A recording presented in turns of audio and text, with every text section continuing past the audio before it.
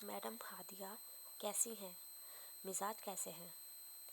دوسری طرف وہ بھی فوراً اصل مدعے پر آیا تھا، ویسے ہی سخت، سنجیدہ، منہ پھٹ۔ ابھی بھی باتیں سنا کر گئی مجھے، لیکن کیا کروں، برداشت کرنا پڑتا ہے۔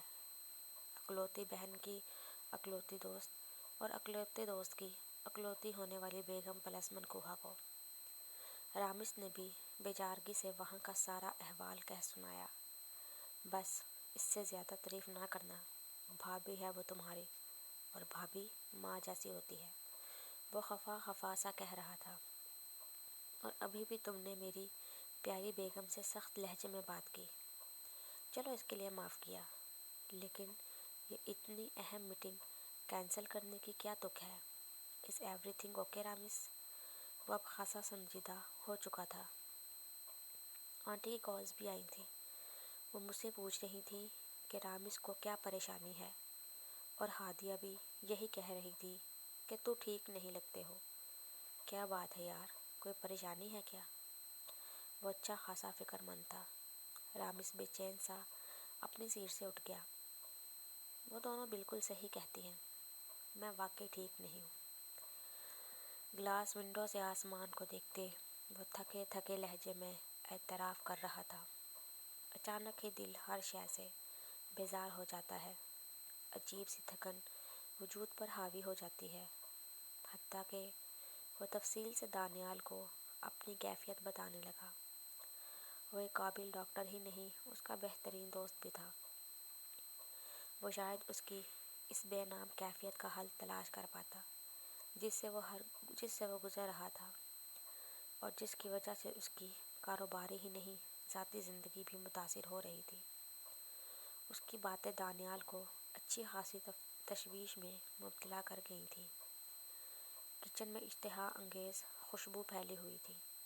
عنایا تیزی سے کام نپٹاتے خود میں مگن سی تھی، تبھی اسے رامس کے وہاں آنے کا احساس نہیں ہوا تھا، جو دروازے پر کھڑا دلچسپی سے اس کا یہ گھریلو روپ دیکھ رہا تھا۔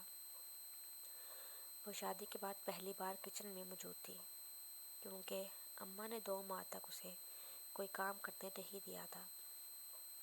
السلام علیکم، آ گئے آپ؟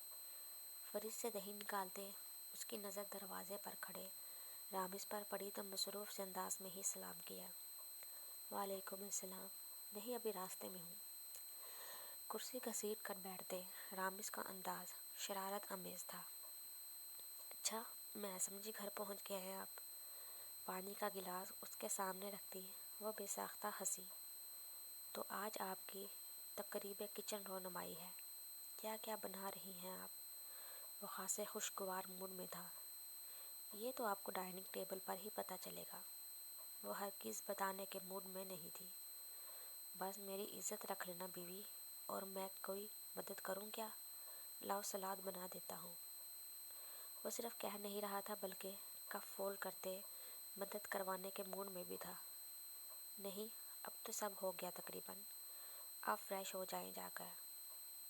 رامس کے ایک جملے نے گویا اس کی ساری تھکن سمیٹ لی تھی۔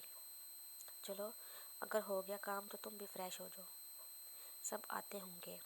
اور وہ بلو والا سوٹ پہننا، نرمی سے تاکید کرنے کے ساتھ باہر جاتے جاتے فرمائش بھی کی تھی۔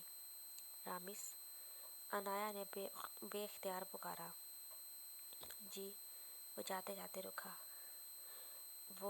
میں عنایا کو اپنا مسئلہ بتاتے ہوئے جھجک محسوس ہوئی تھی۔ کیا کوئی پریشانی ہے؟ وہ پلٹ کر واپس اس کی طرف آیا۔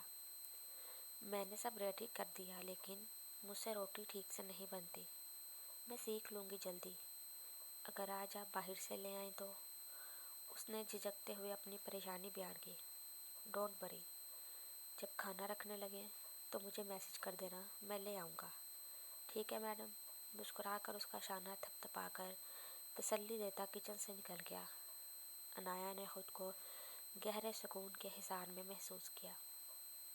شادی شدہ زندگی کے بارے میں کیا کیا نہیں سن رکھا تھا اس نے، جو اسے خائف کیے ہوئے تھا۔ رامس ہی نہیں، اس کی ساری فیملی بہت محبت کرنے والی تھی۔ اس کے سارے خدشات و تفکرات مٹ گئے تھے۔